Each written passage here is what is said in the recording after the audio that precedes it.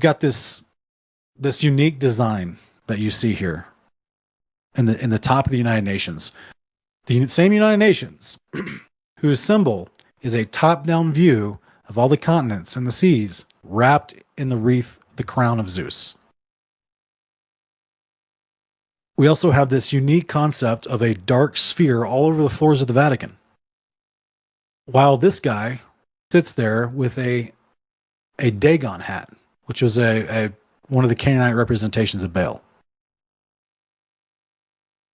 preaching a gospel that says they just made up their own priesthood, ignore the priesthood of Christ, have their own ideas for how you get saved, ignoring the scriptures.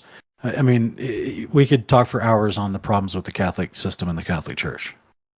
But why do they have this unique symbolism on their floors everywhere? This sphere, this dark sphere. They got it inside the courtyard, St. Peter's Basilica. Oh, by the way, you see this obelisk? They used to, I don't know why did they keep the Hermanubis statue in the museum? The same question I would have for the Vatican. Here in the St. Peter's Basilica Square, this obelisk that you literally transferred from Egypt, you used to martyr Christians on in the 2nd and 3rd century before you, quote unquote, became a Christian empire. But yet you just decided to keep that in the square. Literally, Christians were tied to that and beaten and killed to death and martyred in public view at the base of this obelisk. But they kept it there because, nostalgia. Yikes. In the courtyard of the Vatican, why do they have this ridiculously ominous sphere inside of a sphere that looks like a machine? And this is not the only one. There's one in Tel Aviv. There's one at the United Nations in New York. Wow. There's one in there's 3 of them in Dublin. Oh, and specifically the one in Dublin you can see the back side of it, so you can see the full design. You see, it looks like a Pokemon ball, doesn't it? It does, dude. Yeah. You got to catch them all. So it also looks like the power sign on all your devices.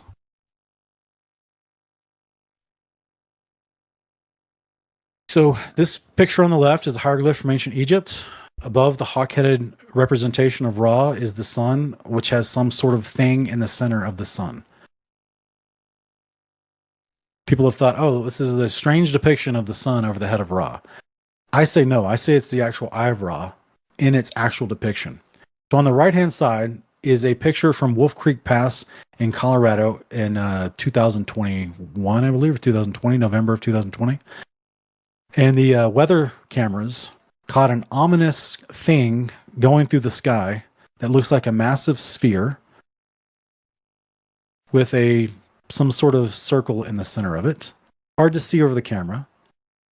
It even has a hot spot on it. Lens flares don't have hot spots that come and go.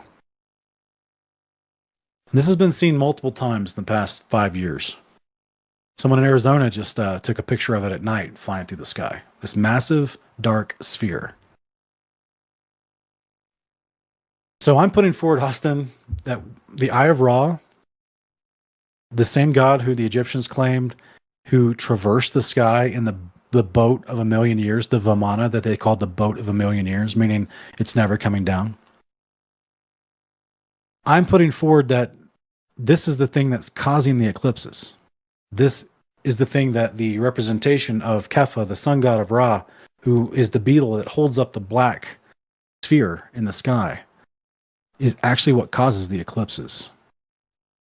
And this is why the world goes crazy for them. This is the all-seeing eye that looks down on all the activities of men. This is why they have little representations all over the world at the new year, and they drop a sphere. This is why the Economic Forum, that satanic agency that's trying to take over the world, literally has the eclipse as their symbol. And this is self-explanatory. I'll just let you guys laugh at that one. This is why Helios of ancient Greece is carved onto a sphere.